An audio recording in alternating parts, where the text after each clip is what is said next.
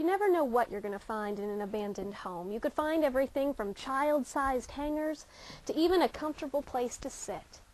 But for a few juveniles Sunday night, they stumbled on to much more than that. They discovered the site of a murder.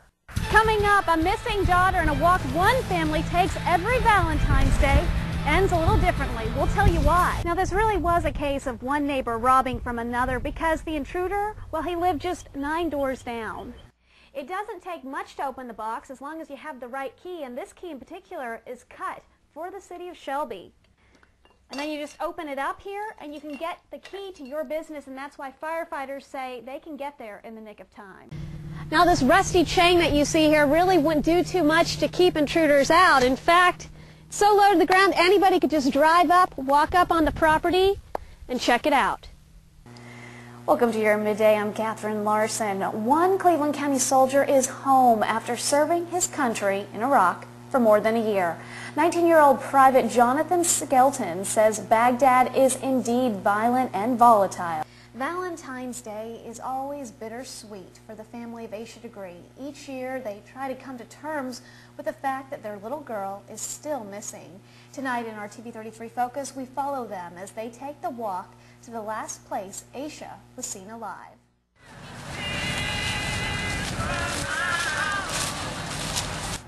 It's a walk no one wants to take on a cold and sunny Valentine's Day, but one family continues to hope their daughter is still out there.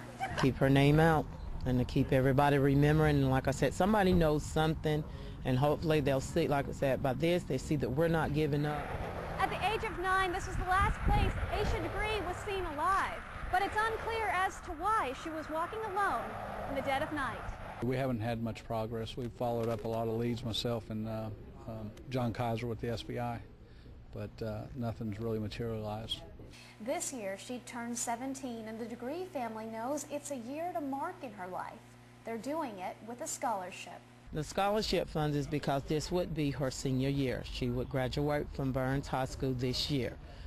And while that scholarship won't bring Degree home, it will keep her memory alive for years to come. It just keeps people reminded. It keeps the people that don't know us and that's not around us every day and every week to remember that we still don't have closure to this, that she's still not home, and that's, like I said, that's all we have.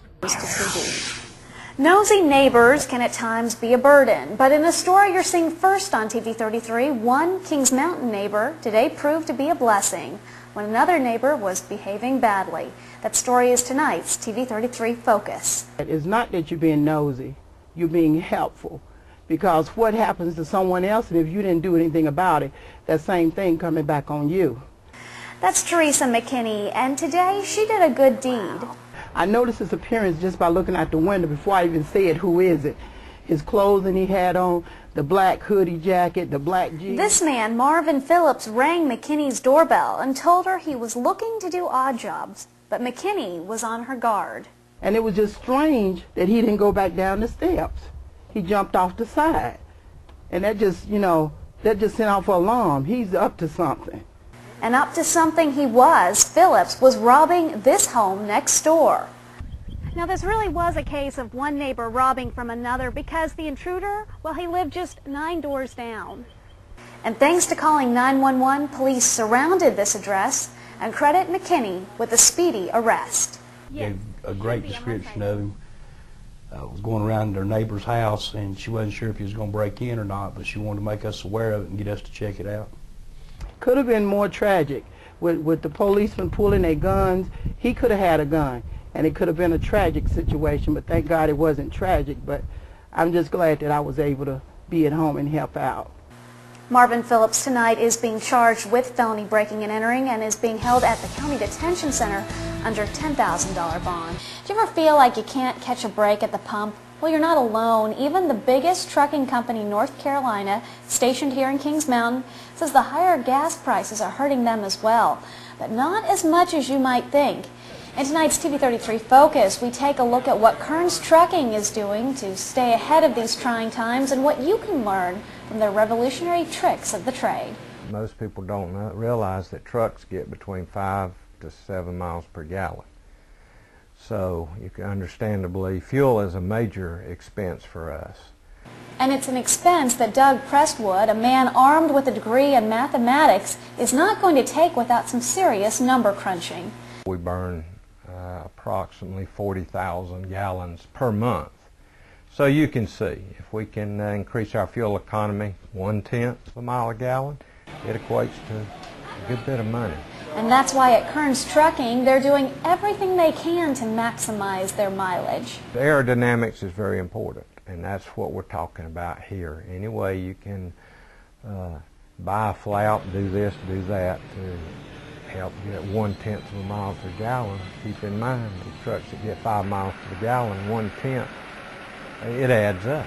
Now, if you often forget to check your air pressure, well, here's one of the best tricks of the trade. You put this tire gunk, it's actually called Tire Smart, and you get it at most retailers. Well, you take some of this gunk and you put it inside that tire, and then if your tire does lose pressure, well, really with this stuff, it has a longer longevity, and that's going to increase your gas mileage on the road. Another thing they're doing in the shop is testing out a NASCAR racing owner's synthetic oil. I have tried it in my personal vehicle, and it increased my fuel mileage from about 18 miles to the gallon to almost 23. But all these tricks don't compare to one. The biggest single factor, they say, in fuel economy is the driver.